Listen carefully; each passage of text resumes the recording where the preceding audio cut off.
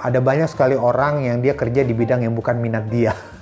Kalau orang itu fokus di passion dia akan nemuin cara untuk dapat duit dari passion itu. Iya.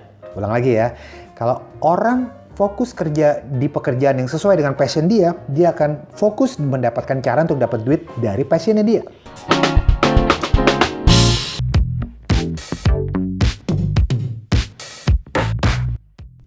Hai, selamat datang di podcast gue, Ngopsan, ngobrol santai seputar hobi and passion bareng gue, Andrew Pakpahan. Well, sesuai janji gue, di episode pertama ini dan di episode seterusnya, gue nggak sendirian. Gue mengundang teman-teman gue yang menjadi narasumber, sahabat-sahabat gue yang udah proper banget di kerjaannya. Mereka udah sukses dengan apa yang mereka kerjakan. Kenapa gue bilang sukses? Karena ya selain finansial mereka tercukupi, mereka juga sangat happy, sangat enjoy dan menemukan kebahagiaan dengan apa yang mereka lakukan. Oke, gue ceritain sedikit tentang profil narasumber atau teman gue di episode pertama ini. Dia adalah seorang professional financial planner. Dia ngerintis karirnya kalau nggak salah itu dari tahun 2000-an. Sama seperti pekerja pada umumnya sih, dia sempat ngerasain susah banget dalam menjalani kerjaannya. Susah dapetin customer. Bayangin aja di tahun segitu mana ada sih orang yang mau pakai jasa financial planner. Pasti orang mikir ya mending gue ngatur duit gue sendiri. But guess what? Dengan komitmen dalam pekerjaannya, teman gue ini hidupnya udah mapan. Sekarang sering diundang jadi pembicara di berbagai seminar, hampir di setiap TV juga nongol jadi narasumber tuh. Tentunya ngomongin seputar ekonomi, finansial, dan lain-lain. Ya termasuk gue juga sih, gue juga sering ngundang teman gue ini buat jadi narasumber untuk ngebahas seputar keuangan, ekonomi, investasi, dan lain-lain. Gue juga banyak belajar cuy sama dia tentang keuangan dan investasi. Tapi gue gak akan bahas itu di obrolan ini. Well, daripada lama-lama, mending kita langsung aja ngobrol sama teman gue. And please welcome Mas Safir Senduk. Yeay. Halo Mas Safir, apa kabar Mas? Luar biasa. Luar biasa. Ini awal tahun 2022. Mantap, iya betul Mas. Di tahun 2022, di tahun baru ini kita harus punya semangat yang baru. Oke, kita langsung ngobrol-ngobrol santai aja nih Mas. Mas Safir ini udah proper banget sama kerjaannya dan bisa saya lihat juga kayaknya Mas Safir sekarang udah sukses nih ya. Selain sukses di keuangan Mas Safir juga jam terbangnya makin tinggi nih sekarang nih ya. Udah sering jadi pembicara di berbagai seminar, apalagi kalau jadi narasumber di TV-TV itu Mas Safir selalu ada kalau ngomongin tentang investasi, pinjaman online atau pinjol, dan seputar keuangan lainnya deh. Termasuk saya nih Mas, saya juga sering undang Mas Safir buat jadi narasumber di TV, ngomongin seputar finansial pokoknya. Nah, pertanyaan pertama ini simple banget Mas. Waktu kecil biasanya kita cita-citanya macam-macam nih Mas. Biasanya mau jadi pilot, mau jadi dokter, mau jadi guru, dan macam-macam deh pokoknya Mas. Pertanyaannya simple Mas. Dulu cita-cita Mas Safir waktu kecil emang pengen jadi financial planner atau perencana keuangan ya Mas? Enggak lah. Jadi dulu tuh waktu aku masih kecil itu ada majalah yang sering jadi acuan tentang dunia profesional dan dunia wirausaha. Namanya majalah SWA. Oke. Nah, SWA itu dulu namanya masih Swasembada kalau nggak salah. Jadi waktu baca majalah itu kayaknya kok orang yang buka bisnis kok keren-keren. Karena majalah itu isinya tentang orang buka bisnis atau tentang profesional-profesional yang ada di dalam dunia kerja, seperti apa pengalaman mereka dan lain sebagainya. Terus aku baca itu kayak terilhami ya, kayak terinspirasi, kayak pengen deh suatu hari nanti buka bisnis sendiri gitu ya. Terus lama-lama pas gede, pas besar, lama-lama ngelihat bahwa buka bisnis tuh asik, cuma memang butuh tim yang besar, butuh organisasi yang besar. Dan problemnya adalah aku nggak tahu apakah punya kemampuan untuk managing itu atau tidak gitu ya. Kemudian yang asik itu adalah kapan itu baca juga tentang profesi financial planner. Jadi pernah aku baca di mana gitu tentang profesi financial planner, bahwa ada yang namanya profesi financial planner. Jadi tugasnya adalah seperti psikolog, ya dia ngasih konsultasi kepada kliennya, tapi topiknya adalah tentang keuangan.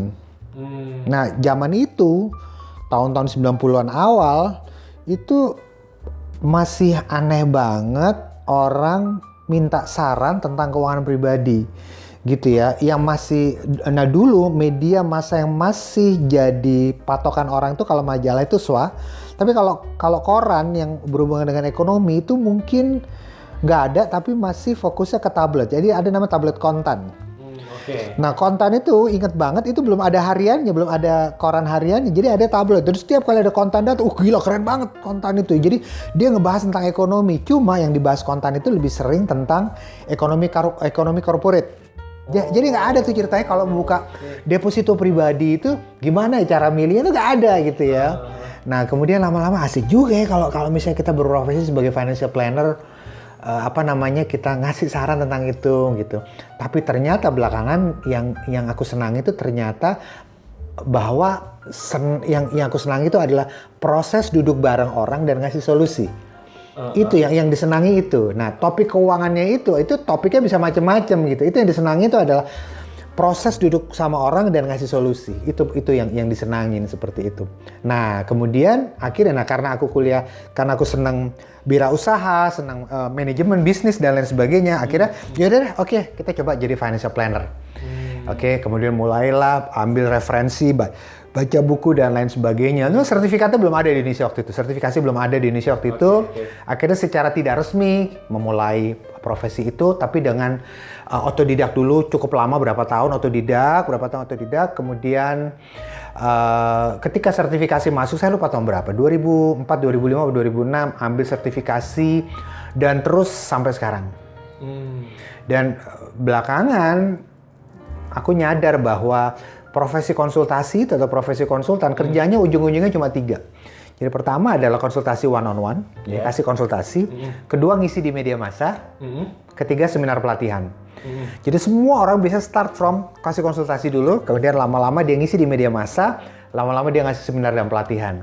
Yang lucu adalah profesi konsultan manapun itu ada orang yang dia punya passion.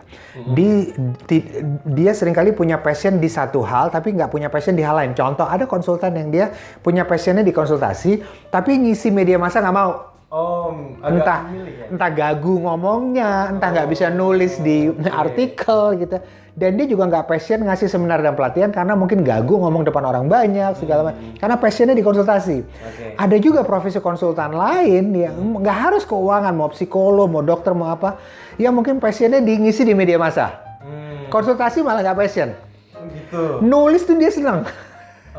Dan aku sering lihat banyak orang yang profesi bahkan beberapa financial planner yang ngasih konsultasi nggak passion amat, tapi nulisnya itu rajin. Rajin dan analytical banget, dalam gitu. Nah ada juga profesi konsultan lain yang dia senangnya ngomong, seminar pelatihan gitu ya, tapi nulis nggak bisa. Jadi banyak kita lihat, kalau misalnya kamu sering lihat banyak pembicara-pembicara yang sering kali mereka tuh suruh nulis buku tuh nggak bisa. I see. Jadi mereka pakai ghostwriter. Jadi biasanya sekali lagi profesi konsultan ujung-ujungnya itu tergantung passion dia di mana. Jadi balik lagi ke orangnya. Betul, balik lagi ke orangnya, betul. Spek orang itu karena beda-beda juga keterampilannya, ketajamannya. Betul. Nah pertanyaannya Mas tadi kan di era-era 90-an ya? Yes. Itu kan pasti nggak seperti sekarang gitu ya. Yang financial planner itu nge-booming dan banyak banget dicari. Pasti ada ngalamin masa-masa, aduh ternyata susah banget dikerjain buat cari uang itu ternyata nggak seindah apa yang gue pikirkan gitu kan, segampang apa yang kita mau. Pernah ngalamin kayak galau, ini bener gak sih keputusan yang aku ambil, ngalamin quarter life crisis gak Mas? Banget. Identitas. Jadi waktu itu aku kuliah tuh start from tahun 92, lulus SMA 92. Lulus SMA 92, beberapa teman ada yang kaget, lu lulus SMA 92, anjrit lu udah tua ya gitu kata. Sialan, iya juga sih gitu. Lulus SMA 92, jadi mulai kuliah 92, kelar 98. Nah, jadi tahun 92 itu umurku masih 18-19 tahun kali ya, 18-19 tahun. Dan kerja ya. Nah, dan kuliah ya. Nah, sambil kuliah tuh kebetulan kerja sama orang. Pertama di perusahaan keluarga, perusahaan kecil punya keluarga, kerja bantuin keuangannya, kerja kecil, habis itu pindah ke tempat lain. Jadi sambil kuliah, sambil kerja. Karena kuliahnya kebetulan ada jadwal kuliah yang untuk karyawan. Jadi kuliahnya malam dan ngaryawannya jam 9 sampai jam 4 sampai jam 5. Jadi waktu itu kuliah di Kemang sempet, rumah di Ciputat, kuliah di Kemang, kerja di Cibubur. Lumayan tuh ya. Tahun 92, 93, 94. Oke. Which is waktu itu jalan tol depan Citos tuh belum ada. Mampus loh. Melaju dong berarti. Jalan itu nggak ada. Oke. Nah, waktu itu kebetulan orang tua ya sedikit mampu ya. Dia kasih mobil buat anaknya, oke lah. Jadi jalan tol belum ada gitu. Rumah di Ciputat, kerja di Cibubur pagi sampai sore. Tektok tuh. Sorenya malam di Kemang gitu. Jalan arteri yang apa sih namanya tuh yang ke Kemang tuh udah ada. Terus TB Simatupang apa-apalah namanya itu. Itu udah ada gitu. Udah ada. Nah, itu tiap hari. Ya sambil kerja. Tapi kok kayaknya kerjanya tuh kerja keuangan gitu ya, bikin akuntansi segala macam. Lama-lama aku mikir gini, wah kalau kerja keuangan begini kok sistem banget ya gitu ya. Memang sih tugas kita di situ bikin sistem akuntansi, tapi begitu sistem akuntansi jadi, habis itu kayak nggak kemana-mana gitu. Jadi ya kita input transaksi jadi laporan keuangan. Yang lucu adalah kalau kamu kerja akuntansi di zaman itu, waktu itu ada software spreadsheet yang terkenal waktu itu namanya Microsoft Excel. Nah sebelum Microsoft Excel yang terkenal namanya Lotus 123. Mungkin yang dengar ini usia-usia berapa tahu lah tuh aplikasi Lotus 123. Oke. Ya. Nah sebelum akhirnya muncul Microsoft Excel. Tidak lama. Kalau sekarang Apple ada Numbers namanya gitu. Nah Lotus 123 itu kita kerja bikin sistem akuntansi, bikin buku besar, bikin jurnal dan lain sebagainya. Kemudian input segala macam ke situ. Nah yang lucu adalah karena aku yang bikin sistem transaksi dan aku yang input, tiap hari ada aja selisihnya. Ini kok selisih ya, hasil perhitungan kok selisih. Dan selisih 50.000 sama selisih 5 juta, nyari selisihnya tuh waktunya sama. Jadi buat mereka yang pernah belajar akuntansi tahu bahwa ketika dia input transaksi segala macam, ujung-ujungnya mungkin akan ada selisih. Gitu kok debit kreditnya nggak sama ya gitu. Selisihnya 50.000, 500.000 sendiri sama 5 juta itu nyari selisihnya tuh sama kerjanya. Bisa 3 jam, bisa 4 jam gitu. 1 hari, 2 hari masih oke, 3 hari masih oke. Ini dalam sebulan ada aja nyari selisih, dan nyari selisih itu betul-betul kegiatan yang nggak ada gunanya sebetulnya. Gitu karena pembukuan itu adalah kita melakukan sesuatu atau menghitung sesuatu yang udah lewat gitu. Aku mikir sih gitu. Ini kalau aku gini terus lama-lama ubanan gitu ya. Akhirnya nggak bisa nih, aku harus berwirausaha. Kemudian muncullah ide untuk bikin jasa financial planning itu tadi, seperti itu. Tapi quarter life crisisnya adalah mungkin bukan quarter life krisis di umur 2, karena aku waktu itu kerja sambil kuliah, which is waktu itu berarti umur 20-21 kerja sambil kuliahnya gitu ya. Ya aku mau kerja terus apa gimana ya? Tapi teman-teman bilang kerja tuh enak, kenapa nggak usah ngapa-ngapain dapat gaji? Iya juga enak ya. Nah kalau buka usaha, tapi aku pikir kalau buka usaha kan enak juga gitu kan, hasilnya bisa besar gitu. Akhirnya sambil kuliah kerja terus. Nah begitu selesai kuliah 1-2 tahun setelah selesai kuliah buka jasa financial planning pertama. Nah pertama kali buka, cara jualannya adalah cara nyari kliennya itu adalah door to door. Door to door dalam tanda petik artinya adalah ada daftar nama, aku teleponin satu persatu. Oke. Waktu itu belum ada namanya handphone, jadi waktu itu adanya telepon rumah. Nah, waktu itu kakak kebetulan punya rumah, rumahnya belum ditempatin, aku pakai aja. Rumah aku pakai aja buat kantor daerah Bintaro gitu. Every day, tiap pagi datang ke situ, dan biar semangat datang jam 8 pagi, jam 8.30 pagi aku baca buku tentang nelpon orang. Nelpon orang ada 2 macam tuh, jualan langsung di telepon, atau yang kedua nawarin ketemu. Aku nggak mau jualan di telepon ya, tawarin ketemu. Pertama yang dikenal dulu ya, apa kabar segala telepon. Bro gini, aku tuh buka bisnis, buka jasa. Jasanya adalah ngitung, kamu kan punya anak kan, ngitung nanti kalau nanti anakmu kuliah tuh butuh berapa segala macam, dan kamu harus tabung berapa. Oh iya gitu ya. Dia tertarik dong, kenapa? Karena kan kita langsung nyinggung ininya dia kan. Tapi kayaknya nggak harus ketemu langsung, jadi aku bisa tunjukin contohnya. Ya sok ketemu aja. Karena begitu dia bilang bahwa harus ketemu langsung, karena aku tunjukin contohnya, dia sok ketemu aja. Udah kayak. Terus begitu dilakukan tiap hari, terus begitu yang dilakukan, dan biar semangat datang jam 8.30 pagi gitu. Sehari nelpon 20 orang, dari 20 orang yang mau ketemu mungkin 9-10 orang. Dari 9-10 orang yang jadi ketemu mungkin 8 atau 9 orang, Yang jadi klien mungkin 1, 2, 3 orang. Oke. Jadi rasionya 2, 3 jadi klien dari 8 yang mau ketemu, 8 atau 9 yang mau ketemu. It's okay lah awal gitu, it's okay lah gitu ya. Tentunya dalam perjalanannya ada rasa aduh tolak, aduh apa itu biasa lah gitu. Tapi seorang penjual sejati tidak akan masuk itu dalam hati. Itu kan cuma rasio. Kita harus lihat angka besar gitu ya. Terus begitu itu ketemu dia jadi klien, lumayan dapat bayaran, kita kerja hitungin anaknya nanti kuliah kira-kira butuh duit berapa, ini mesti nabung berapa, aku bikinin reportnya gitu, lumayan dapat duitnya gitu. Akhirnya jalan terus. Masalahnya muncul satu, waktu itu belum zaman HP. Jadi masalahnya lah kita harus nelpon orang dan orang itu kalau di kantor, ini ada telepon dari Pak Safir, Safir oke. Dia harus pergi ke telepon station yang di meja, dia terima telepon. Gitu ya, dan tidak semudah sekarang ada handphone orang bisa hubungan langsung lewat pakai HP gitu kan ya, gitu. Kemudian itu problem yang pertama gitu ya, dulu email udah tapi aku belum pakai email. Kemudian lama-lama muncul HP. Dulu aku inget banget HP yang banyak orang pakai itu adalah Ericsson GH-GF388 mungkin tahu. Kemudian itu lama-lama orang mulai pakai HP, kita mulai pakai HP, lama-lama kita telepon pakai HP, lama-lama lebih enak segala macam. Tapi hambatan tetap sama, belum ada WhatsApp. Ya, SMS. Adanya SMS. Iya. Ya, ada SMS. Which is setiap kali kita kirim SMS itu 300 perak, 200 perak gitu. Iya. Gila, lu kalau gue kirim 1-2 kali masih oke nih. Kalau kirim terus bangkrut juga. Sialan gitu kan. Tapi it's okay lah, nggak apa-apa. Kita jalan relasi. Tapi lama-lama pelan-pelan muncul oke. Tapi karena waktu itu belum ada sosial media, jadi kalau daftar nama tuh lama-lama habis. Oke, I see. Sekarang ada sosial media enak. Wah, ada sosial media. Kita nggak kenal kan? Kita bisa temenan, say hi, jalin hubungan dulu 3 bulan, kita prospek, it's okay gitu.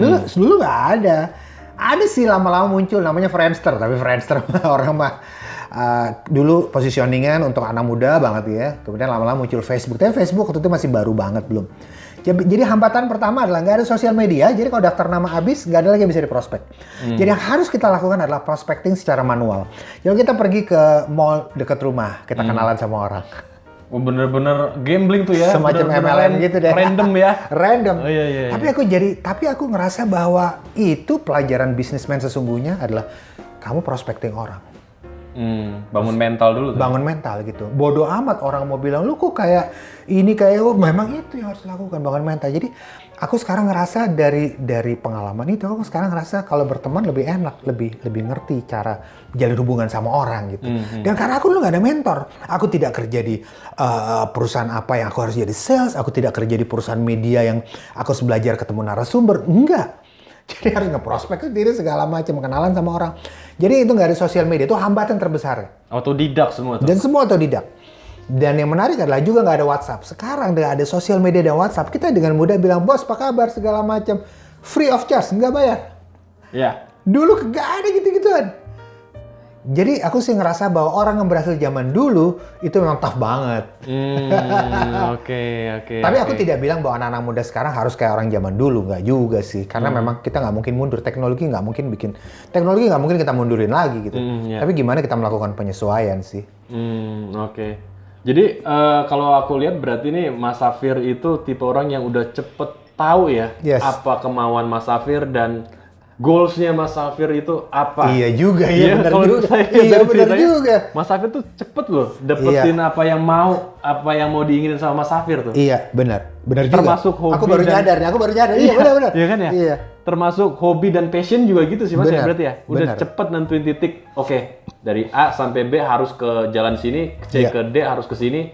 Apapun yang banyak tantangannya, rintangannya tetap harus gua lajuin karena gua udah tahu goals gue ini. Iya, benar gitu banget, benar.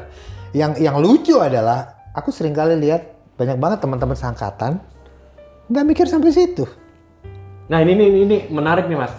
Gimana caranya biar bisa cepet dapat apa tujuan kita, termasuk tujuan dalam pekerjaan, tujuan yang simple yang kecil, hobi kali ya. Hobi kemudian jadi passion, terus jadi nanti masuk ke pekerjaan dan akhir-akhirnya nih Iya. kita kerja happy, Iya. nggak ngerasa beban, dan itulah tujuan kehidupan kita, jalanin pekerjaan yang dimana kita bisa happy, bisa hidup di dalam pekerjaan itu. Jadi dulu waktu kuliah aku ngeliat banyak teman-temanku yang nyantai gitu ya. Cowok sih kebanyakan gitu. Lama-lama 5 tahun kemudian aku belajar bahwa cowok sama cewek itu emang otaknya beda. Oke. Jadi cewek itu lebih cepat matang. Di usia yang sama tuh umumnya cewek lebih cepat matang. Sehingga ada semacam teori tidak resmi yang mengatakan bahwa cewek tuh kalau cari pasangan tuh jangan seumuran deh. Karena ketika dia nyari pasangan seumuran, ceweknya biasa lebih matang. Padahal kan society menuntut supaya cowok lah yang ngomong ceweknya kan gitu kan ya.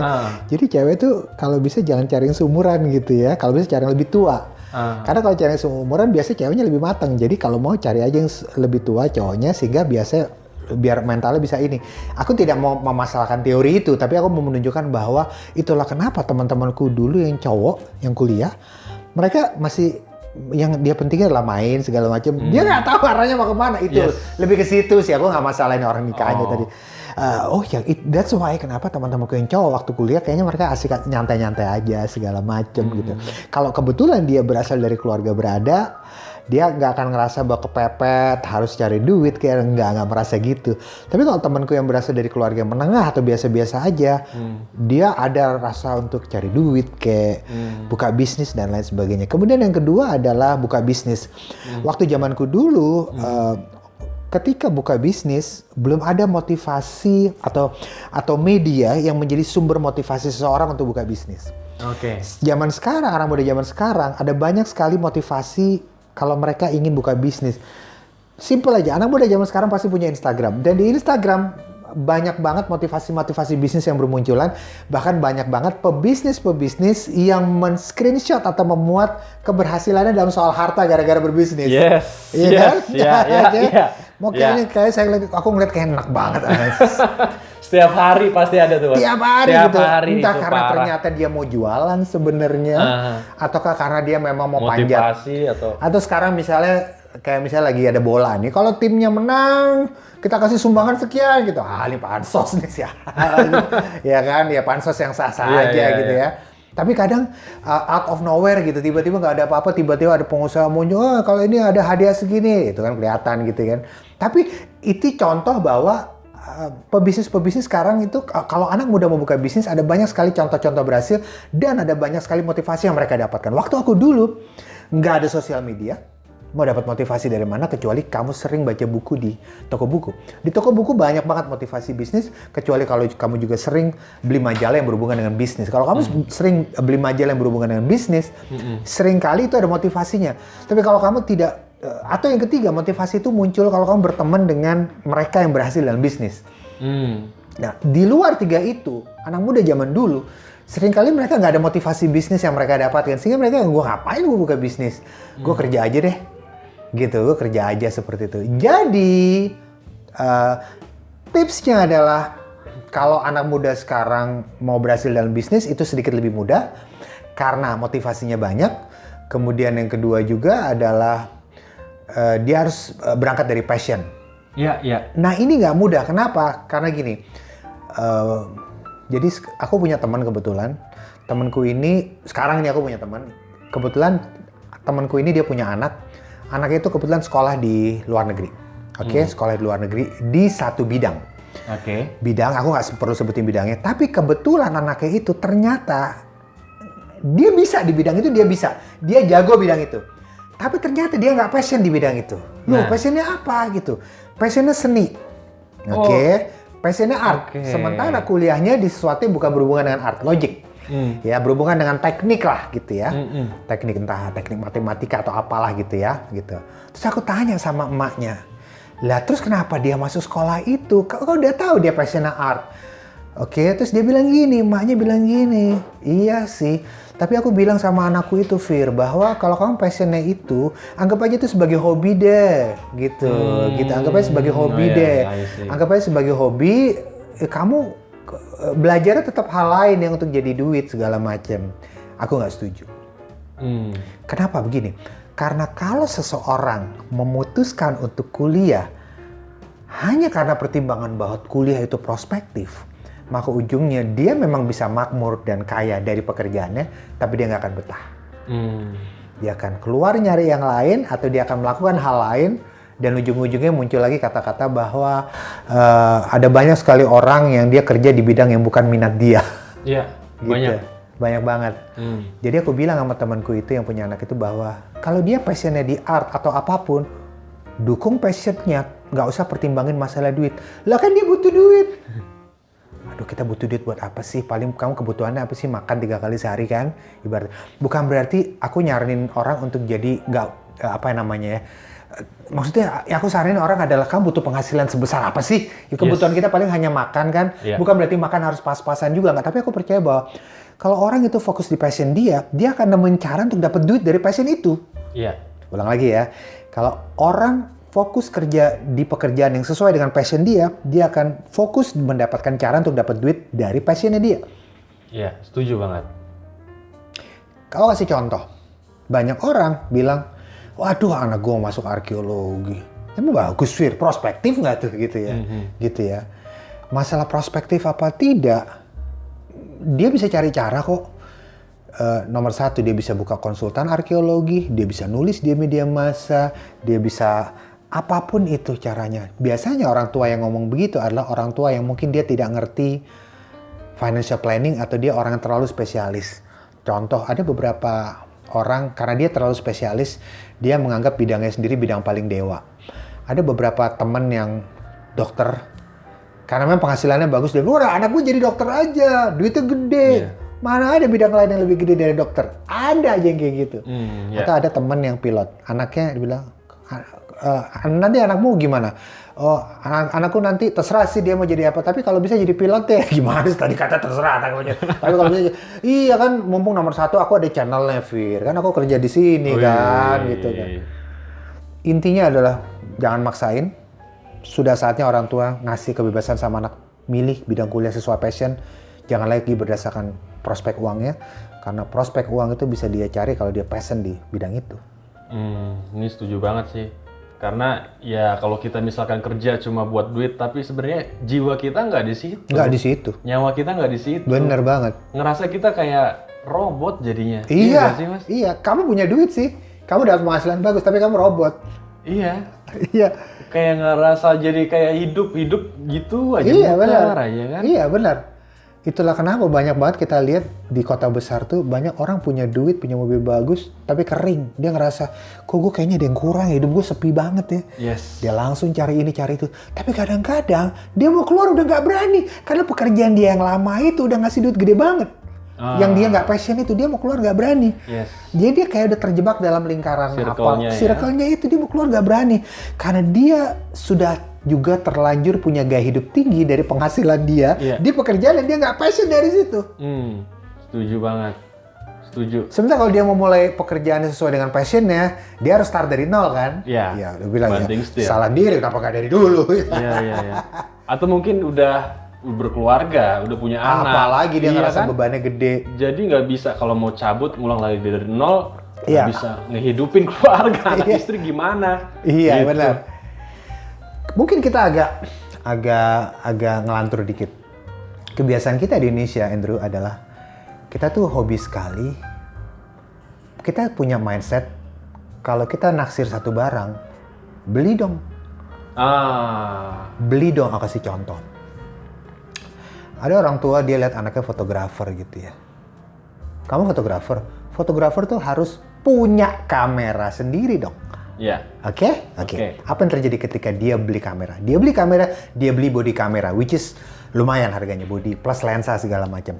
Tapi ketika seseorang beli body kamera, maka sampai berapa tahun, 5 tahun pertama mungkin masih oke. Tahun ke-6, tahun ke-7, tahun ke-8 dia terjebak pada body kamera yang masih udah ketinggalan 5-8 tahun lalu. Yeah. Tapi kalau fotografer itu tidak beli kamera tapi sewa doang, dia lebih fleksibel. Iya. Tapi society kita, masyarakat kita bilang, loh fotografer tuh harusnya kameranya punya sendiri. Iya. Oke, gitu. Padahal kalau secara keuangan aku bilang bahwa fotografer kalau dia sewa nggak mengurangi nilai ininya kok. Banyak kok fotografer yang dia lensanya bagus tapi sudut ngambilnya jelek aja gitu. Fotografer asli dia tidak akan nanya, Andrew kameramu mereknya apa? Dia tidak akan nanya gitu. Hasilnya. Dia akan lihat kamu sudut mana kamu ngambil. Mau kamu pakai HP kamu lihat sudutnya. Tapi kalau fotografer baru, lu pakai lensa apa nih? Kok keren banget ya? Oh 80-200, yaudah gue beli juga deh 80-200 lensanya gitu. Dia pikir kepemilikan itunya yang pengaruh gitu, kepemilikannya. Padahal itu cuma berpengaruh kepada hasil cetak. Kalau kamera bagus, lensa bagus, hasil cetaknya bisa gede, udah itu doang. Tapi kalau sudut ngambilnya bagus segala macam, nggak peduli kameramu apa. Karena itu juga ujung-ujungnya menjurus berakhir pada apa? Mobil, rumah. Semua barang, Mas. Mobil misalnya, gadget gitu, mobil misalnya. Aduh, udah mulai kerja nih, gue mestinya punya mobil sendiri, motor sendiri. Padahal kerjanya di kantor nggak keluar-keluar. Rumah kantor. Di kantor juga dia diem aja gitu. Di kantor dia diem aja gitu. Aku bilang, dengan kondisi seperti sekarang, kamu lebih baik nge-Grab deh. Atau Gojek, Gokar gitu. Serius. Loh, tapi kan punya mobil kan enak gitu kan. Kondisi angkutan umum kita gimana gitu. Kan jelek. Ini aku punya satu cerita lucu banget. Banyak orang terutama di kota besar kepingin punya mobil karena dia bilang kondisi angkutan umumnya jelek. Ya, oke. Aku mau cerita. Baru tadi malam banget. Aku baca postingan temanku, seorang anak muda cewek umur 23 yang udah nikah. Oke, dia kebetulan pergi jalan-jalan ke luar negeri ke Los Angeles. Ya. Dia cerita, kalau orang Jakarta bilang kondisi angkutan umumnya jelek, silakan datang ke Los Angeles. Mereka akan bersyukur punya kondisi angkutan umum di Jakarta. Di Los Angeles, itu banyak banget homeless-nya. Jadi setiap kali kamu naik bis, kamu akan sering menemukan homeless yang jadi orang gila, ngomong sendiri, ngeludah sembarangan. Itu banyak banget. Jauh lebih parah. Jakarta jauh lebih bagus. Los Angeles, Amerika yang kita sering puja-puja karena kita nonton film segala macam. Kemakan tuh. Kamu ke sana, Los Angeles memang ada area bagus, Hollywood segala macam, tapi ada area homeless yang banyak banget tenda dan gede-gede, dan kamu naik angkutan umum di sana, kamu akan merasa tidak aman. Karena orang gilanya banyak banget. Dan mereka kadang suka ngumpul, kamu lagi duduk, kadang-kadang orang gilanya di belakang kamu, dia lagi teleponan segala macam. Jadi yang bilang bahwa kondisi angkutan umum di Jakarta jelek itu sebetulnya mereka cuma excuse aja untuk ya udah deh gue beli ini. Seperti itu. Jadi ini kayak apa ya? Seolah-olah itu kemakan omongan orang dan FOMO ya guys, Mas? Iya, nggak mau ketinggalan. Nggak mau ketinggalan. Iya. Nah ini juga kayaknya masuk ke balik lagi ke passion, Mas. Iya. Banyak orang yang ngeliat, ih keren ya jadi selebgram ya. Wah keren ya jadi YouTuber ya. Kayaknya enak deh. Iya.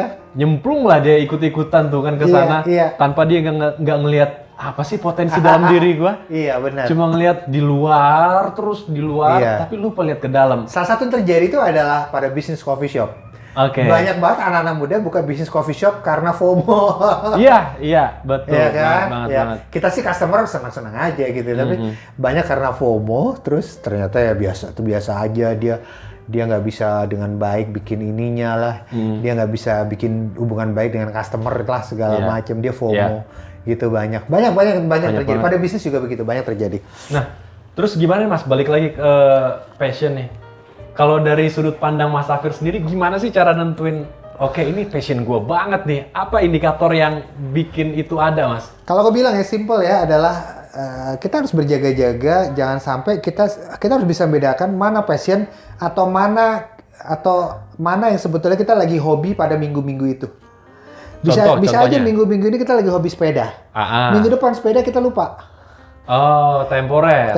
Hobi kita adalah boxing, misalnya tinju, olahraga tinju atau olahraga kickboxing segala macam. Terus jangan sampai kita ternyata bilang hobi gue bola gitu ya, hobi gue sepeda gitu. Berarti passion gue sepeda, Fir. Enggak, lu bukan passion sepeda, lu mungkin kebetulan minggu ini lagi senang sepeda gitu. Jadi mungkin jawabannya adalah tanda-tanda bahwa itu passion kita adalah selama 3, 4, 5, 6 bulan kita passionnya tetap sama, satu hal itu aja. Berarti itu bukan berarti passion. Mungkin kita selama 3, 4, 5, 6 bulan mungkin passion kita dimasak misalnya. Ya udah berarti mungkin passionnya adalah F&B, masak. Dari situ itu gejala-gejala. Mungkin nggak ngejamin banget. Kita bisa tanya psikolog atau apa, mereka mungkin bisa kasih jawaban yang dari sudut pandang berbeda. Tapi kalau aku bilang adalah kalau dia bertahan lama dan kamu nggak berubah terhadap satu passion, berarti mungkin memang itu passion kamu.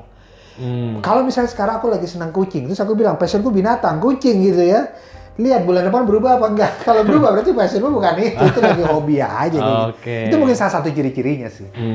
Dan bedakan antara passion dengan kebisaan. Kadang-kadang kita bisa satu hal tapi kita mungkin nggak passion di bidang itu. Kita mungkin bisa masak tapi mungkin kita passionnya bukan masak. Bisa sih bisa. Tapi mungkin passion kita hal lain. Passion kita ngegambar, art misalnya. Tapi mungkin kebisaan kita masak tapi passion kita ngegambar. Cuma walaupun passion kita ngegambar, tapi karena kita belum sering melakukannya, gambar kita masih jelek, tapi kita passion banget. Iya. Ya mungkin tetap passionnya digambar walaupun jelek. Kalau passion kan dia bisa latih. Iya, supaya jadi jago. Sementara kalau dia masak, dia mungkin bisa. Tapi kalau dia nggak passion, dia nggak punya minat untuk nerusin. Jadi harus bisa memilah juga nih ya, mana hobi, mana passion. Jadi bedakan antara passion, gairah, dengan kebisaan. Kamu bisa di satu hal, itu belum tentu kamu bergairah di situ atau punya passion di situ. Sebaliknya kamu passion di satu hal, belum tentu kamu bisa di situ. Tapi kau tetap bilang kalau kamu passion di situ, sok aja dalam jangka panjang. Tapi kalau mau cari uang jangka pendek, fokus di kebisaan kita dulu. Walaupun kita nggak passion, tapi untuk uang jangka pendek. Dalam jangka panjang, fokus di passion kamu. Walaupun kamu belum bisa banget di situ. Karena kalau kita fokus di passion kita, walaupun kita belum bisa banget, dalam jangka pendek, secara uang memang belum bisa kasih uang. Kan kita belum bisa banget. Contoh kamu passion di soal makanan. Tapi kamu belum bisa soal makanan. Nggak bisa bikinnya, nggak bisa produksinya. Ya sudah, berarti mungkin dalam jangka pendek belum bisa menghasilkan uang atau cuan. Tapi dalam jangka panjang harus dipertimbangkan untuk bisa lakukan di situ. Jadi balik lagi kalau misalkan kita belum jago-jago amat, tapi passion ya biar bisa itu ya latih terus. Dan karena kita passion, kita akan termotivasi untuk melatih itu terus walaupun nggak ada bosnya. Iya benar-benar. Iya. Nah kan lagi pandemi ini Mas, udah mau 2 tahun ya. Banyak orang yang kehilangan job, banyak perusahaan-perusahaan atau pebisnis yang parah banget, omsetnya banyak yang bangkrut. Nah, kalau Mas Safir sendiri ada krisis kayak gini tuh keganggu gak dari kerjaan? Atau justru sebaliknya banyak orang yang minta, Mas tolong dong gimana nih caranya biar bisa survive? Atau gimana? Jadi perencana keuangan itu kan masuknya kategori konsultan ya. Konsultan kerjanya ada 3 tuh. Jadi dia ngasih konsultasi, ngisi di media massa, dan kasih seminar dan pelatihan gitu. Kebetulan passion aku itu di seminar dan pelatihan ya. I see. Jadi konsultasi juga passion, tapi kalau bisa jangan terlalu keseringan. Kalau keseringan itu lumayan menguras tenaga, karena masalahnya klien itu pindah ke kita. Ya, kamu 1 kali 2 masih oke lah. Lama-lama kamu bisa kering, kepalamu capeknya luar biasa gitu. Tapi nggak ada masalah gitu, oke. Nah, waktu terjadi pandemi, di mana semua bertransformasi secara digital 5 tahun lebih cepat. Pertama aku bingung, aduh gimana. Tapi lama-lama seminar dan pelatihan mulai Zoom. Wah, mulai Zoom. 1-2 kali Zoom masih kagok. Lama-lama oke, baiklah. Kita beli kamera eksternal, kita beli mikrofon, dan seterusnya. Pertama masih pakai mikrofonnya laptop, kameranya laptop, kok jelek ya lama-lama ya gitu ya. Udah tapi lama-lama beli, oke bisa menyesuaikan diri. Konsultasi juga begitu. Konsultasi sekarang pandemi udah jauh lebih membaik, jadi konsultasi offline tetap udah bisa ketemu lagi, tapi konsultasi online sekarang juga sudah ada. Harganya beda. Konsultasi online tetap lebih murah, kalau offline lebih mahal. Tapi durasinya sama 1-2 jam. Nah sekarang apakah lebih banyak atau tidak pekerjaannya? Kalau untuk seminar dan pelatihan lebih banyak. Tahu nggak kenapa? Karena kalau seminar dan pelatihan itu offline, kemungkinan cancelnya lebih besar dibanding online. Kenapa?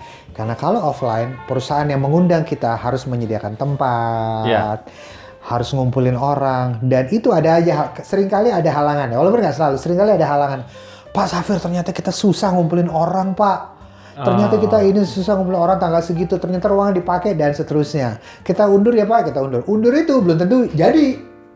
Undur itu bisa aja dia lupa, HRD-nya lupa segala macam. Kan yang urus tuh kan HRD kan. Iya. Tapi kalau online beda. Online perusahaan itu tidak perlu nyediain tempat khusus, dia cuma perlu bilang sama karyawannya, hari apa, tanggal berapa, simak Zoom karena ada Pak Safir ngomong, siap, ya udah mereka. Jadi kemungkinan cancel kecil kalau online. Jadi kalau kamu tanya saat pandemi ini, job seperti apa? Tambah banyak apa tambah sedikit? Tambah banyak. Karena webinar online-nya lebih banyak dan cancel-nya kecil. Aku mungkin lupa jawab tadi pertanyaan tadi. Waktu zaman belum ada Zoom segala macam. Iya. Salah satu halangannya adalah cancel-nya besar banget untuk seminar dan pelatihan itu. Rasio cancel-nya lumayan. Jadi dari 10 undangan, seringkali cancel-nya 4 undangan cancel hanya gara-gara, Pak, tempat kita belum siap. Pak, tanggal itu bos kita lagi pergi. Pak, gitu segala macam. Itu halangannya. Balik lagi nih Mas, berarti kan dulu prospek juga susah, terus seminar juga tadi. Sekarang prospek lebih gampang, dulu susah banget. Nah itu tuh yang mau saya tanyain tuh, kenapa Mas Safir tuh tough banget? Dulu kan prospek masih susah, telepon juga masih di tempat orang, terus prospek minimal rasionya 20 dalam satu hari. Dan waktu lagi mau ngisi seminar pun cancel besar juga kemungkinan. Apa yang bikin Mas Safir, oke, ini udah tujuan hidupku. Ini pertanyaan ini bagus pekerjaanku. Nih. Aku bener-bener 100% full dah di sini. Aduh, ini pertanyaan bagus. Aku juga bingung jawabnya gimana. Apa motivasi besarnya? Yes. Mungkin kepercayaan yang kuat terhadap passionnya. Kepercayaan dan keyakinan yang kuat terhadap passionnya bahwa bidang ini harus berkembang. Bidang ini harus berkembang gitu. Harus berkembang. Aku ingat banget itu. Waktu itu pemainnya nggak banyak. Sekarang perencana keuangan udah banyak dan ada sosial media. Mereka dengan mudah masuk, kasih tips di sosial media beres. Dulu nggak ada sosial media. Jadi kalaupun ada, itu Facebook lagi naik daun. Facebook, belum ada yang lain. Belum ada yang namanya pet, belum ada. Jadi kita kasih tips di Facebook. Dengan gaya yang berbeda. Itu Twitter pun belum ada waktu itu. Jadi apa yang bikin? Mungkin ya itu tadi, kepercayaan dan keyakinan yang kuat terhadap passion kita sendiri. Gitu keyakinannya, yakin bahwa bidang ini pasti akan berkembang dan yang kedua adalah mungkin juga adalah nggak boleh mikir keuntungan diri sendiri. Jadi aku nggak pernah tuh Andrew begini, dia mesti ambil nih jasa dari gue nih, kenapa? Karena gue butuh duit. Nggak boleh kayak gitu. Nggak boleh. Kamu harus mikir bahwa dia butuh dihitungin persiapan sekolahnya, dia butuh dihitungin persiapan pensiunnya, dia butuh dihitungin berapa yang harus dia invest setiap bulan, ya. Tapi ngitungnya nggak harus sama saya. It's okay, kamu harus punya sikap seperti itu. Nggak harus sama saya, nggak ada masalah kok. Tapi tetap dia harus pakai jasa perencana keuangan untuk dapat perhitungan itu. Karena kalau kita mikirnya dia harus sama saya, itu udah namanya jualan. Nggak salah juga sih, tapi kita harus benar-benar tulus bahwa ini untuk kepentingan dia. Lu nggak ambil sama gue, it's okay, nggak apa-apa. Tapi ambil sama yang lain. Tapi yang penting lu punya itu. Harus ada rasa kayak gitu. Dan nggak boleh ada rasa bahwa lo harus ambil karena gue butuh duitnya, karena gue ada target, dan gue butuh uang untuk menghidupi bulanan gue. Nggak pernah aku pikir kayak gitu, Mas. Nggak pernah. Aku tahu itu susah sih. Banget. Tapi itu butuh keikhlasan sih. Jadi mindset juga harus dibentuk dari awal ya? Harus dibentuk dari awal. Harus dibentuk. Terus pernah gak tuh waktu lagi masa susah, itu tahun 90-an tuh berarti ya? Iya, udah masuk 2000 tuh. Udah masuk 2000. Pernah ngerasa, waduh ini susah banget nih kayaknya cuy. Asli, susah banget, parah. Akhirnya, udah deh coba jalan yang lain lagi deh. Coba lagi dari nol. Pernah gitu Mas tuh? Lucunya, kalau ngerasa susah, aduh kok susah banget mau ketemu orang. Itu sering. Sering. Down itu sering. Yang aku lakukan adalah perbaiki cara ngomongnya, tapi mencoba melakukan hal lain tidak. Oh, jadi bahan evaluasi. Malah jadi bahan evaluasi, ya. Mungkin karena waktu itu belum menikah, mungkin ya. Tapi aku ngerasa bahwa kalau lagi susah begitu, penghasilan kan menurun kan ya, penghasilan menurun. Aku nggak masalah kok hidup dengan penghasilan yang lagi menurun. Gitu. Jadi mungkin bisa jadi tips. Kalau kamu sedang jaya, jangan gini. Tips dari aku adalah apapun pekerjaanmu sekarang, milikilah gaya hidup yang sewajarnya. Aku nggak bilang orang tuh hidup minimalis, nggak. Miliki gaya hidup yang sewajarnya.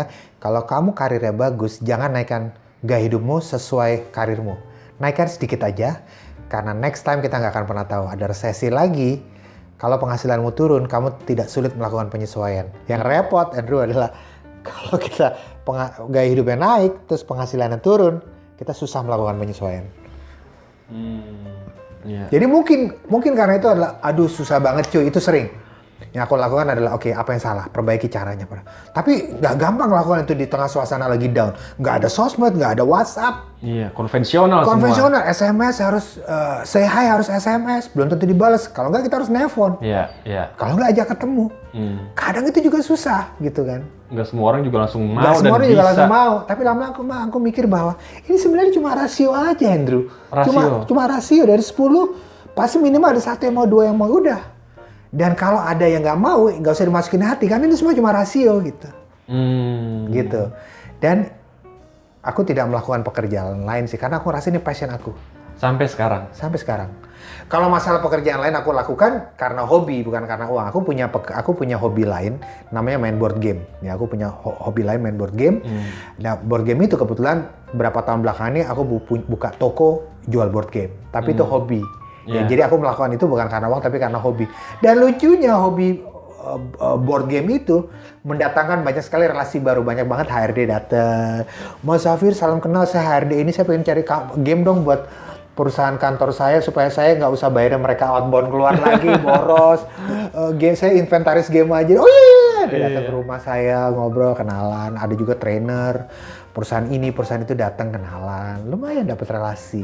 Dari situ ada bisnis lain, mungkin seminar pelatihan kan, atau konsultasi, muter di situ. Jadi hobi board game itu nggak pernah saya fokus duit enggak, itu cuma jembatan aja gitu, karena memang hobi. Dan ya hobi yang menguntungkan. Hobi juga menguntungkan, hobi menguntungkan. Diseriusin kan? Iya, betul. Tapi ya dulu yang melakukan itu adalah kalau lagi susah, ya udah hadapi, cari kita fokus di sini. Apa yang pun yang kita lakukan, fokus ini. Tapi ya itu juga, Andrew. Kalau bisa sih, walaupun kita fokus melakukan satu pekerjaan yang kita passion, jangan pernah nutup diri untuk belajar hal lain. Kesalahan banyak orang adalah dia nggak mau belajar hal lain. Jadi kalau bidangnya lagi susah atau apa, dia mau melakukan hal lain, dia nggak bisa karena nggak punya keahliannya. Nah, ini setuju banget nih. Nanti kita bahas juga tentang generalis. Karena ini asik banget nih. Karena orang yang spesialis ngerasa dirinya udah wow, udah paling tahu lah kayak maha-maha segalanya. Tapi di satu sisi ketika ada pandemi atau ada titik yang berbeda dari kejadian dia nggak bisa ngapa-ngapain. Seperti persis yang dibilang Mas Safir. Iya, benar. Jadi gini, aku sering kali bilang gini, ketika seseorang bekerja di bidang apapun, entah dia karyawan, entah dia pengusaha, entah dia freelancer, orang akan bekerja itu pakai keahliannya. Dan umumnya ada 2 sikap orang terhadap keahlian. Pertama generalis, kedua spesialis. Jadi spesialis adalah orang yang dia umumnya dalam hidup hanya belajar satu bidang, dan ketika bekerja dia hanya kerja di satu bidang aja. Kelebihannya adalah duitnya gede banget. Kalau dia dapat pekerjaan di bidang itu, duitnya gede banget. Kelemahannya adalah sumber penghasilannya umumnya hanya satu atau sedikit. Kalaupun dia punya penghasilan lain, seringkali bidang pekerjaannya nggak jauh-jauh dari bidang spesialis dia gitu ya.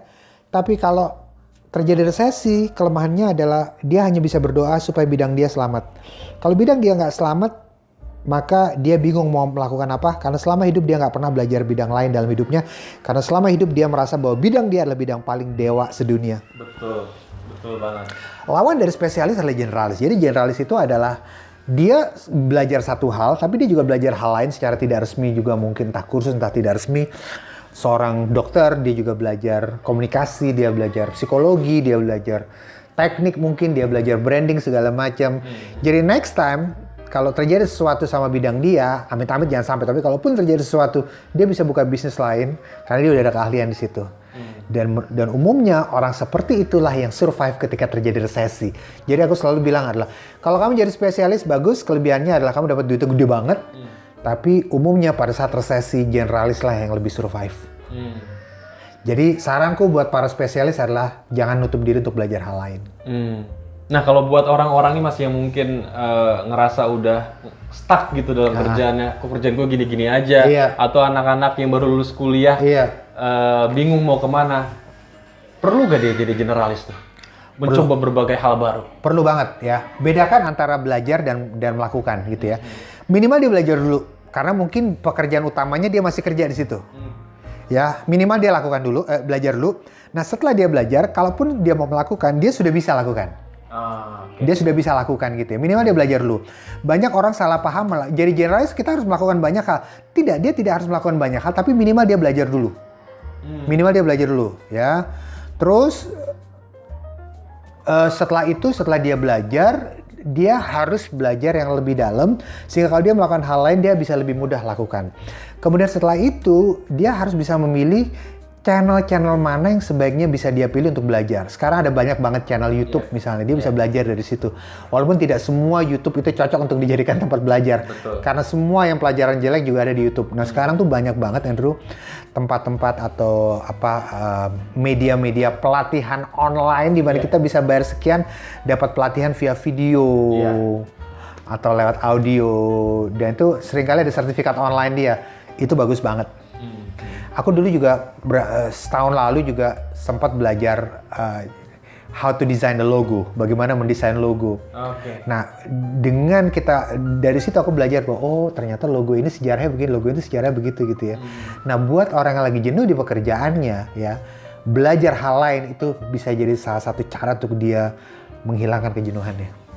Kayak Mas Safir nih. Iya. Aku lihat di rumah banyak banget board game, ini juga salah satu. Salah satu cara. Iya. Aku dulu belajar logo, belajar bikin logo. Itu juga cara untuk menghilangkan kejenuhan. Walaupun aku orang passion di satu bidang, seringkali dia juga tetap bisa jenuh sih.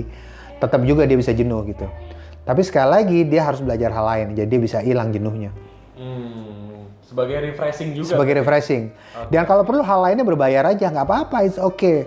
Kamu bidangnya apa? Jurnalis misalnya, oke. Sekali-sekali belajar masak, ikutin kursus yang berbayar masak, why not? Kenapa enggak? Gitu.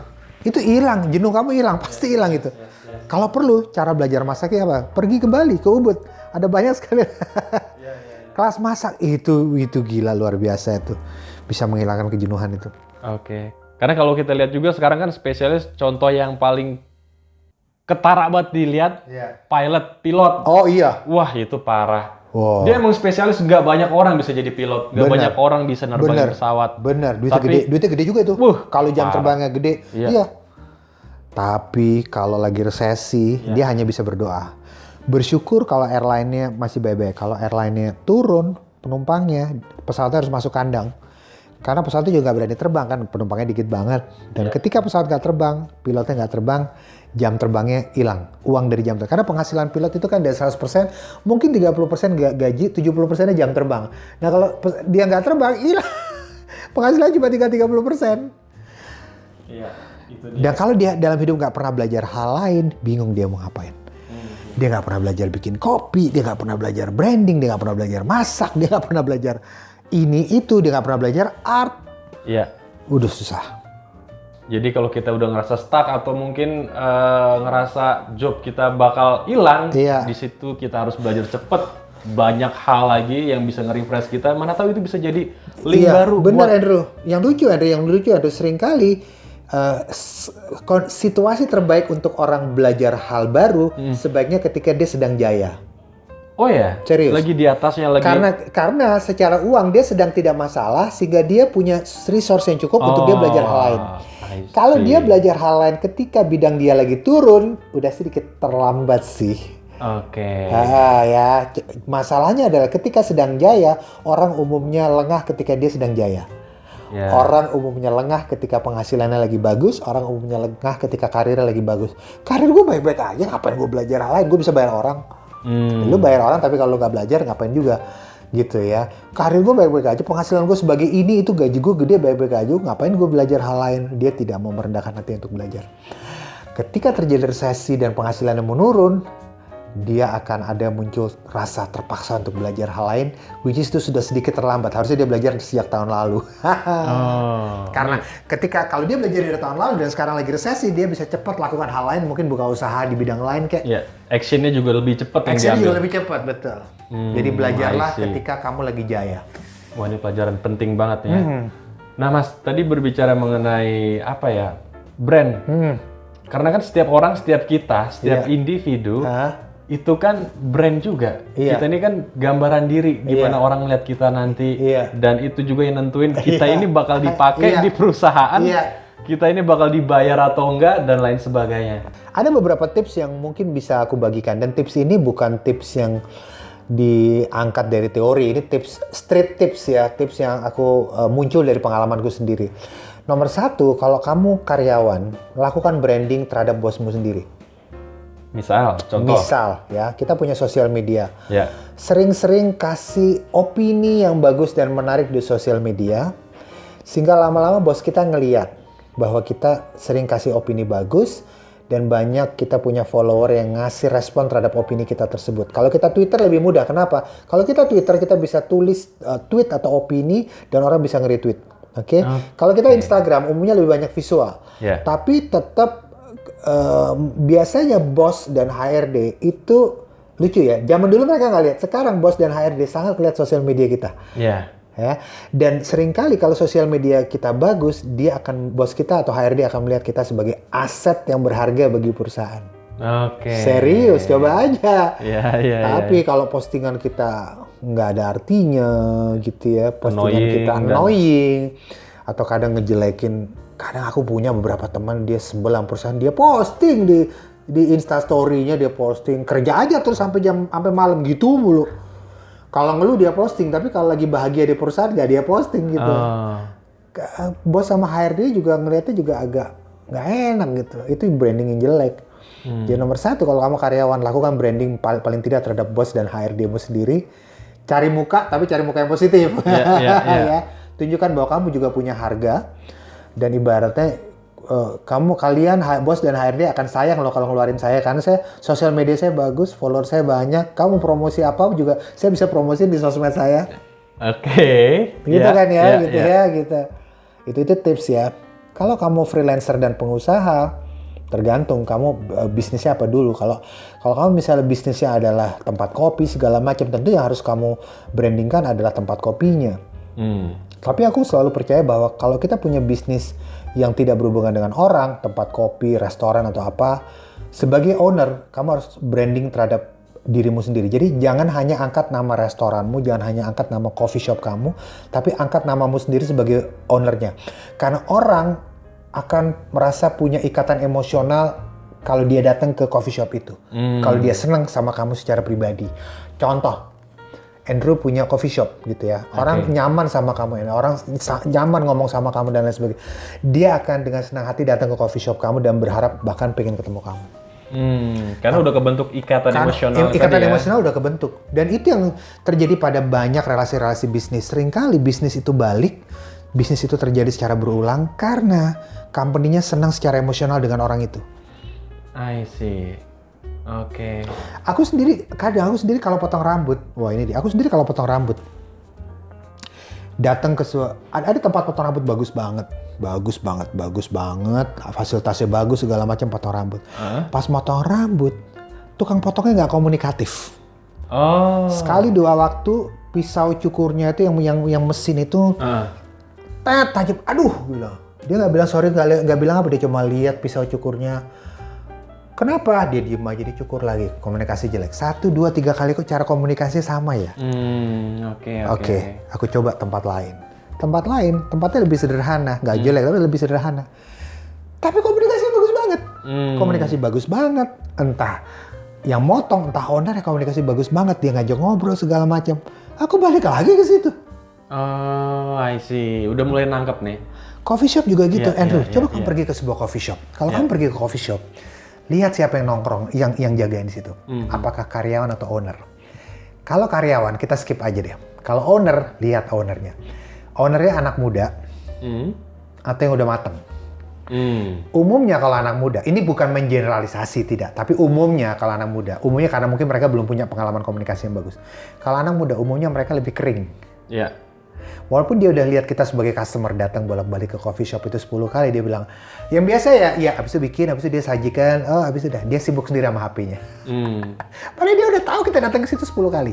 Oke. Kalau ownernya udah lebih matang umurnya, udah umur 40, 45 gitu, 50 atau dia bilang, loh ibu mana? Loh mana ininya? Kok sendiri? Dia aja kita ngobrol. Itu mungkin kecil ya. Tapi banyak customer datang balik ke situ karena ownernya nganggep dia sahabat. Karena dia tahu bahwa ownernya tidak nganggep dia sebagai customer itu duit. Enggak. Dia tahu bahwa ownernya nganggep dia sahabat.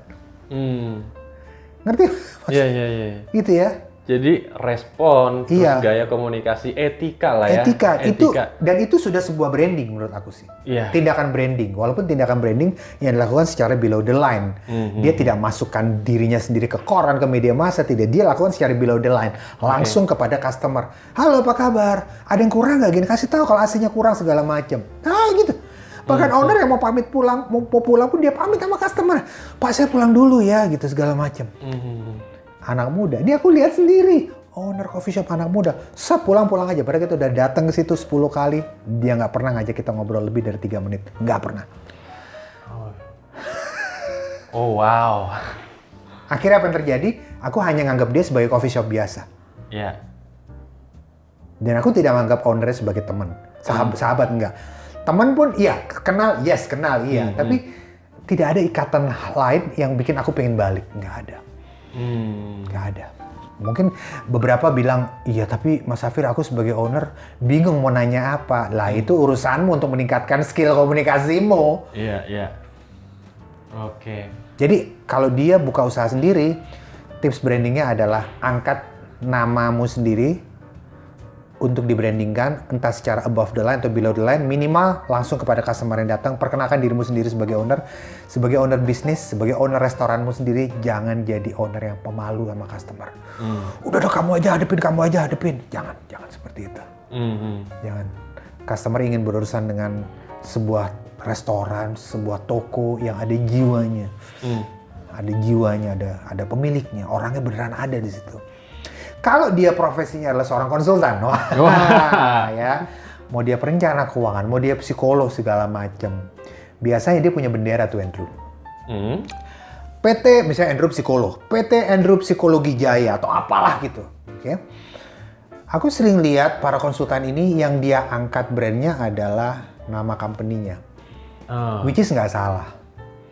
Tapi seringkali dia tidak mengangkat nama dirinya sendiri sebagai brand. Nama misalnya Andrew Pakpahan sebagai psikolog misalnya. Kamu punya company namanya Andrew Psikologi Jaya misalnya. Yang diangkat nama company kamu, tapi nama pribadimu nggak kamu angkat.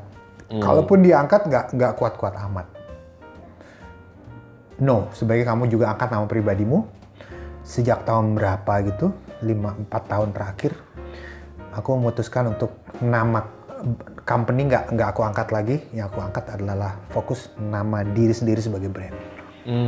Makanya kalau Andrew lihat, alhamdulillah beberapa tahun belakangan ini nama pribadiku tuh lebih kelihatan jauh bedanya dibanding lebih shining lah. Tambah lagi waktu 2 tahun lalu aku bikin logo pribadi. Oke. Aku bikin logo pribadi. Untuk brand Mas Safir sendiri? Pribadi, logo pribadi. Ada logo pribadi dan itu bikinnya sama konsultan desain komunikasi visual. Bayar profesional. Bikin. Ini berarti udah serius bikin brand image pribadi sendiri ini, individual ya? Betul. Makanya emang kerasa 3 tahun terakhir nama pribadi. Karena gini, kalau aku mikir gini, nama pribadi naik, nama company naik, ntar orang bingung. Ya udah, karena ini profesi konsultan kan erat dengan emosional kan. Ya udah, nama pribadi aja naik. Tapi kan kalau Mas Safir nanti udah nggak ada lagi di dunia ini, kan orang tetap butuh datang ke benderanya. Aku nggak mikirin bisnis uangnya, aku pikirin adalah nggak tahu ya. Aku lebih mikirin idealisme, Andrew. Aku kasih contoh. Aku lagi senang makan steak di dekat rumahku di daerah Tangerang lah. Ada steak enak banget. Jadi tempat makan steak itu kecil. Terus aku ngobrol sama yang masak, owner yang masak. Dia itu ternyata mantan pramugara yang dia kebetulan sudah tidak lagi kerja di airline itu. Dia lulusan NHI Bandung dan dia eksperimen bikin steak enak banget menurut aku. Karena aku tahu steak itu subjektif lah ya. Tapi buatku enak banget. Oke. Sebulan lalu ada temanku yang lain lagi mau farewell, dia mau pindah ke luar negeri. Dia ngajak teman-temannya termasuk kita untuk farewell di sebuah perusahaan steak, di sebuah tempat makan steak besar di Tangerang juga. Dan gede banget dan orang sering datang ke situ karena tempatnya enak.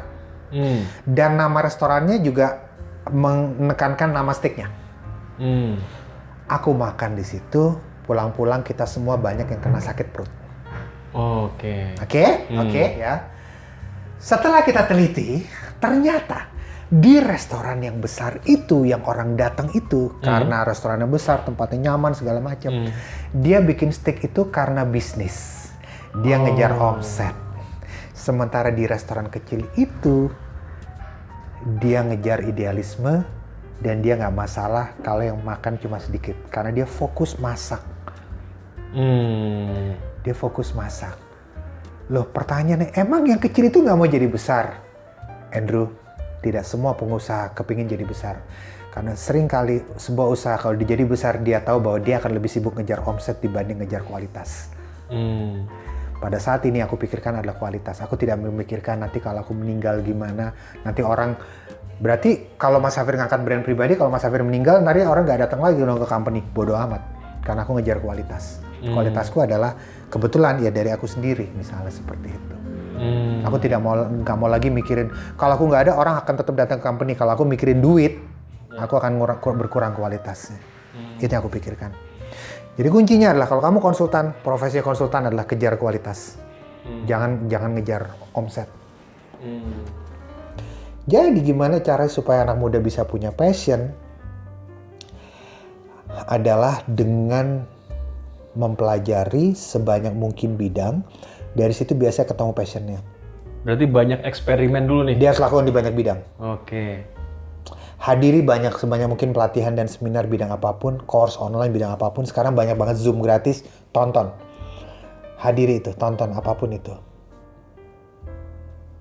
Dulu, seringkali anak-anak SMA udah disuruh memilih untuk mau masuk penjurusan mana, sosial, IPA, dan lain sebagainya. IPA, IPS, bahasa. Seringkali mereka memilih, tapi dasar dalam memilih itu seringkali belum matang.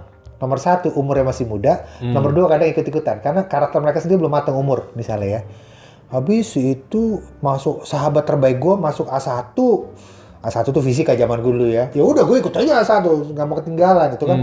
Mana ada pertimbangan kok jadi pertimbangan kayak gitu. Ada juga pertimbangan karena habis orang tua bilang ngapain pilih bahasa.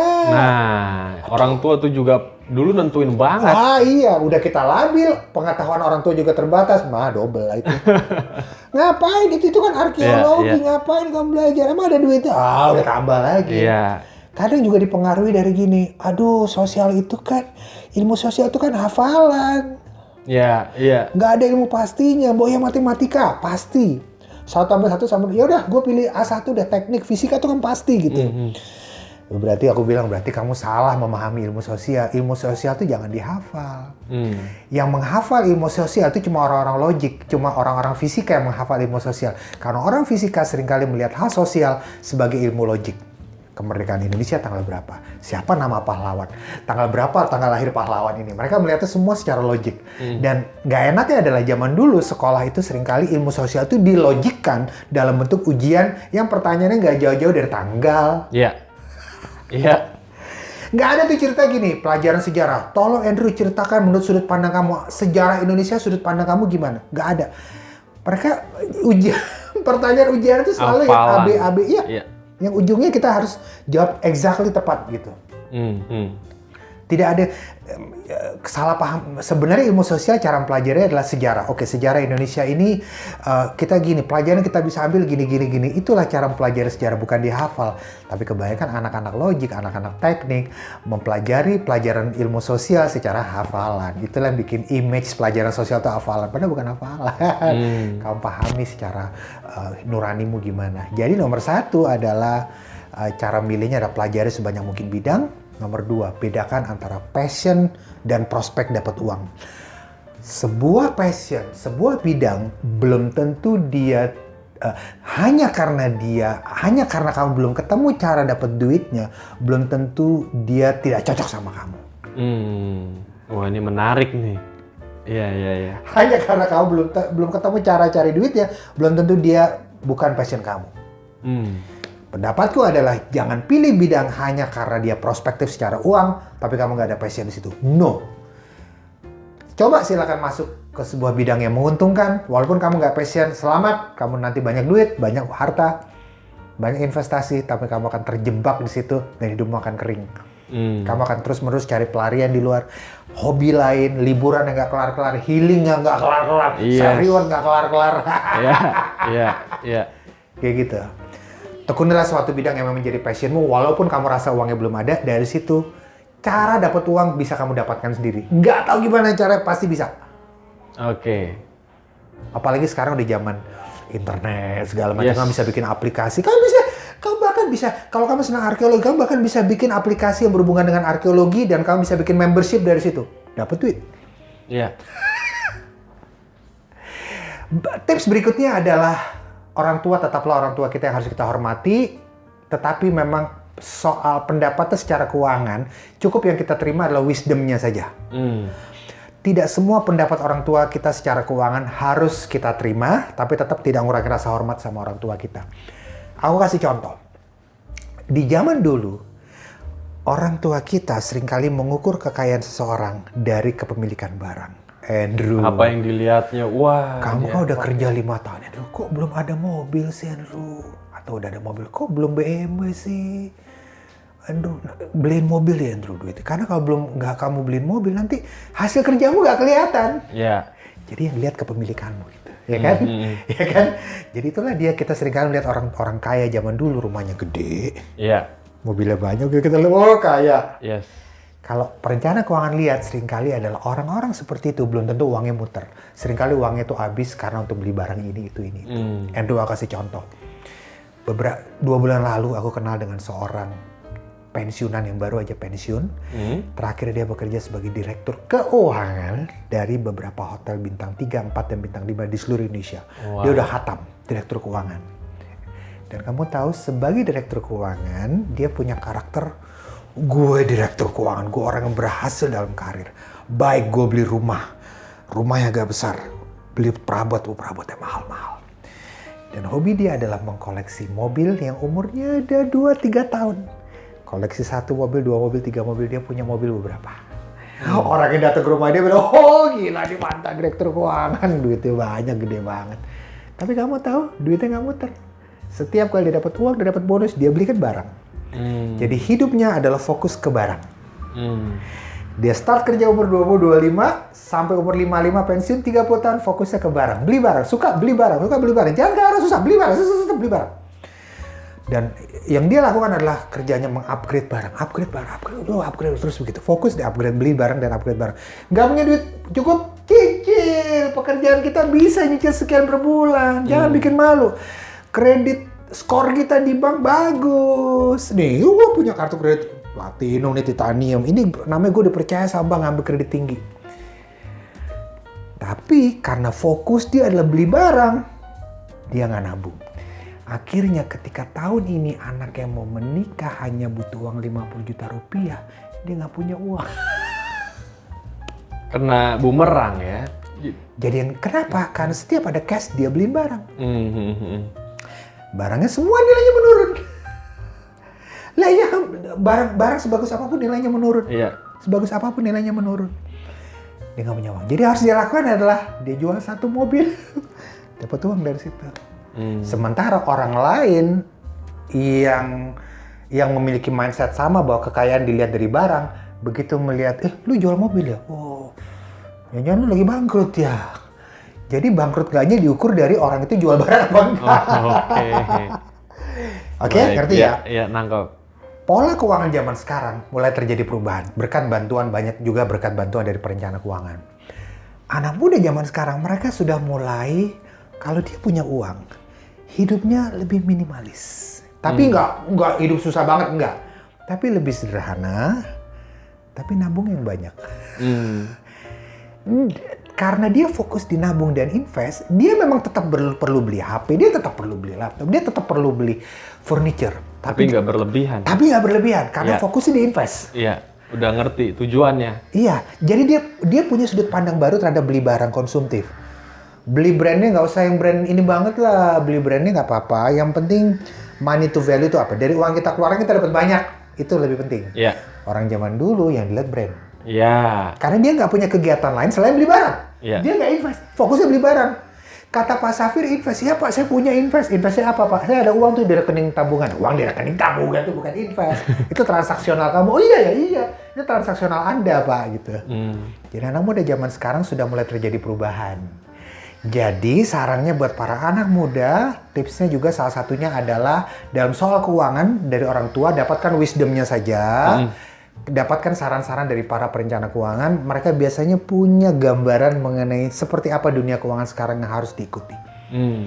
Jangan fokus pada harta, kesuksesan kamu tidak diukur dari kepemilikan barangmu dan brand HP yang kamu punya, brand mobil yang kamu punya. Aku kasih satu contoh lagi. Orang zaman dulu sangat melihat brand. Banget ya? Iya. Oke. Sampai sekarang misalnya, lo mau beli HP, kalau mau beli HP yang keren dong, yang buatan Amerika yang belakangnya ada gambar buah digigit gitu ya.